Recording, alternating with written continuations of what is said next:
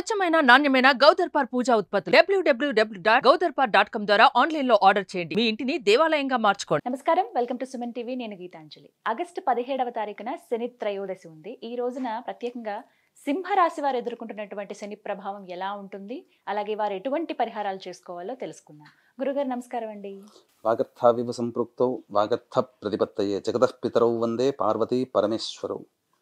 సదాశివసమారంభాం శంకరాచార్య మధ్యమాం అస్మదాచార్య పర్యంతం వందే గురు పరంపరాం. ఆదిత్యాయ చ సోమాయ మంగళాయ బుధాయ చ గురుశుక్ర శనిభ్యశ్చ రాహవే కేతవే నమః. శృంగేరి పీఠాధిపతులకి, కంచి పీఠాధిపతులకి నమస్కారములు తెలియజేసుకుంటూ కార్యక్రమాన్ని ప్రారంభిద్దాం. గురుగారు, ఆగస్టు 17వ తారీఖున శని త్రయోదశి ఉంది. అంటే శని వివిధ రూపాల్లో అందరి జాతకాల్లో ఏదో ఒక రకంగా ఉంటూనే ఉంటుంది.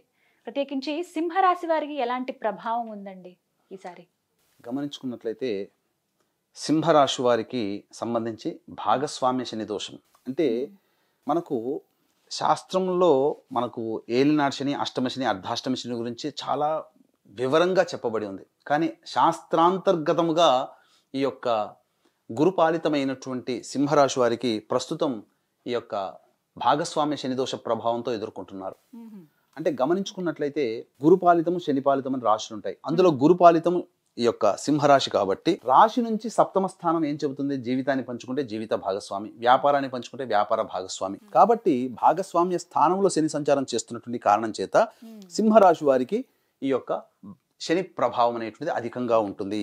అయితే పాపగ్రహాలైనటువంటి శని, రాహు, కుజ, కేతు, ఈ శని, ఈ యొక్క రవి, రాహు, శని, కుజ, కేతు, ఈ యొక్క గ్రహాల యొక్క స్థితి కంటే అవి వీక్షిస్తున్నటువంటి స్థానాలు లేదా ఆ రాశిలో ప్రభావితం చూపుతాయి.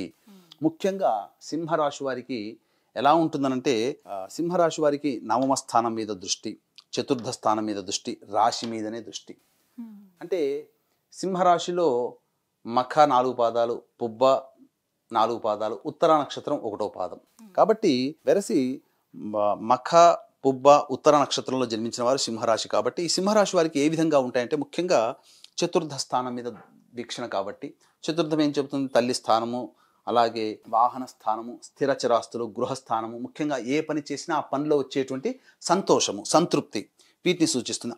ఆ యొక్క సమస్యలు ప్రభావితం అవుతాయి. అనగా వాహన కొనుగోలు, వాహన అమ్మకాలు, గృహాలు అమ్ముకోవడం కానీ, తల్లిగారి ఆరోగ్యం బాగుండలేకపోవడం కానీ, ఇంకా చెప్పాలి అని అంటే ఏ పని చేసినా మనం సంతోషంగా ఉంటాం, కానీ మన పని వల్ల ఎదుటి వాళ్ళు సంతోషపడలేక మనల్ని విమర్శిస్తూ ఉంటుంటారు. ఉద్యోగంలో కావచ్చు, వ్యాపారంలో కావచ్చు, ఇది జరుగుతుంది.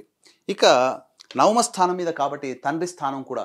కాబట్టి మన స్థిర చిరాస్తులు కానీ, కోర్టు కేసులు, న్యాయవాద సమస్యలు, అలాగే ఇతరత్ర జటిలమైనటువంటి సమస్యలు కానీ, ముఖ్యంగా సంబంధించి ఉన్నత విద్యకు సంబంధించినటువంటి ఇబ్బందులు అనేటువంటి ఎదుర్కొంటారు. ముఖ్యంగా అదృష్టము 9వ స్థానం ఏంటంటే అదృష్టము, దైవస్థానం కూడా చెప్పబడుతుంది. దైవమే అదృష్టము. కాబట్టి దైవానుగ్రహం లేకుండా ప్రతి ప్రయత్నంలో ఇబ్బందులు, ఇక్కట్లు పడుతూ ఉంటుంటారు ఈ సింహరాశిలో. ఇక రాశి మీదనే వీక్షణ చేస్తున్నటువంటి కారణం చేత అన్ని పనులన్నీ ఆలోచనలతోనే ఆగిపోతాయి. ఇంప్లిమెంటేషన్, కార్యరూపము దాల్చదు. కాబట్టి బద్ధకం ఎక్కువగా ఉంటుంది. కాబట్టి ఈ యొక్క శని ప్రభావం అనేటువంటి సింహరాశి వారికి కొద్దిగా ప్రస్తుతం అని చెప్పాలంటే శని వక్రీకరించిన కారణం చేత మామూలు సమస్యల కంటే కొన్ని సమస్యలు అధికంగా ఉంటాయి. కాబట్టి దైవానుగ్రహాన్ని మానవ ప్రయత్నంతో మనం చక్కగా దైవానుగ్రహాన్ని పొందే ప్రయత్నం చేసుకున్నట్లయితే తప్పకుండా ఈ యొక్క శని ప్రభావం నుంచి ఈ సింహరాశి వారు బయటపడతారని చెప్పవచ్చమ్మా. మరి వీరు ఆ ప్రభావాలు తగ్గాలంటే ఎటువంటి పరిహారం చేసుకుంటే మంచిదండి? ఈ 17వ తారీఖున ఎలాగో శని త్రయోదశి ఉంది ఆ రోజున. కాబట్టి ముఖ్యంగా గమనించుకున్నట్లయితే ఈ యొక్క సింహరాశిలో జన్మించినటువంటి వారికి శని ప్రభావం అనగా శని వలన వచ్చేటువంటి సమస్యలు తగ్గాలి అనుకున్నప్పుడు పరిహారం ఖచ్చితంగా పాటించుకోవాలమ్మా. అందులో ఏ సమస్యకైనా కానీ పరిహారము, మానవ పరిహారం ఒకటి ఉంటుంది, దైవ పరిహారం కూడా ఇంకోటి ఉంటుంది. కాబట్టి ఈ యొక్క త్రయోదశి తిథి 17వ తారీఖు ఉంది. కాబట్టి ఆ రోజున సంధ్యా సమయంలో మంత్ర పరిహారంలో భాగంగా, దైవ పరిహారంలో భాగంగా మా పీఠం ఆధ్వర్యంలో వృషభ, మిథున, కర్కాటక, సింహ, తుల, వృశ్చిక, మకర, కుంభమీన రాశిలో జన్మించిన వారికి శనిదోష పరిహారార్థమై శనీశ్వర హోమము, అఘోర పాశుపత మంత్ర హోమంతో పాటు విద్య, వివాహ, ఉద్యోగ, దాంపత్య, అనారోగ్య సమస్యల నివారణకి 18 రకాల హోమాదులు కేవలం 1500 రూపాయల రుసుముకి చేయించడం జరుగుతుంది. అలాగే ఒక్కొక్క క్షేత్రంలో మా ఆధ్వర్యంలో సంవత్సరం పొడుగుతా కూడా మీ యొక్క కుటుంబ సభ్యుల గోతనామాలతో మా ఆధ్వర్యంలో జరిగేటువంటి కార్యక్రమాల్లో నమోదు చేసుకోవచ్చు. అవకాశం ఉన్న వాళ్ళు కార్యక్రమ తదనంతరం కాంటాక్ట్ చేయండి.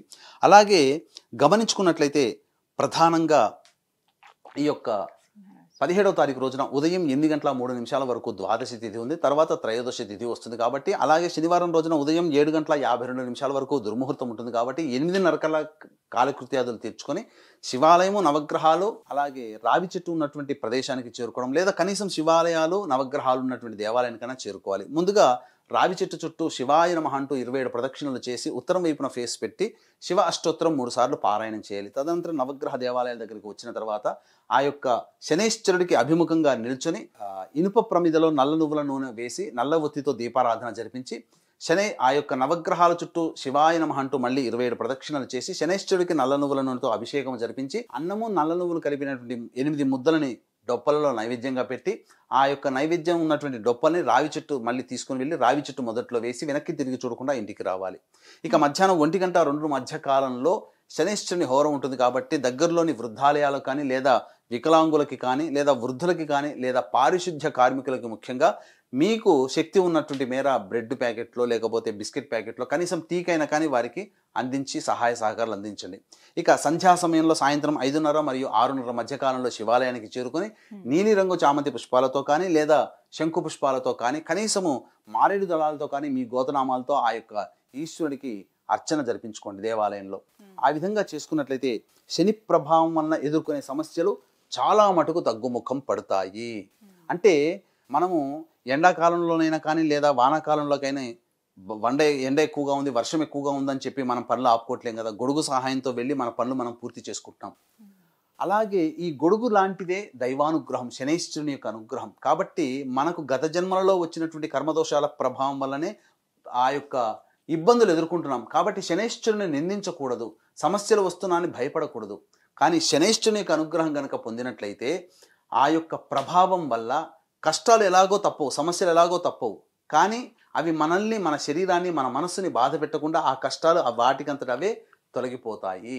తద్వారా మనం దైవానుగ్రహాన్ని పొంది మనము బాధపడకుండా మన సమస్యల్ని, కష్టాలని మనం దూరం చేసుకొని మన పనులలో మనం విజయాన్ని పొందుతామని ఈ యొక్క పరిహారాలు పాటించడం ద్వారా చెప్పవచ్చు. సింహరాశి వారు ఎటువంటి పరిహారాలు చేసుకోవాలో చాలా చక్కగా వివరించారు గురుగారు. ధన్యవాదాలండి. సర్వం శ్రీ ఉమామహేశ్వర పరబ్రహ్మార్పణమస్తు.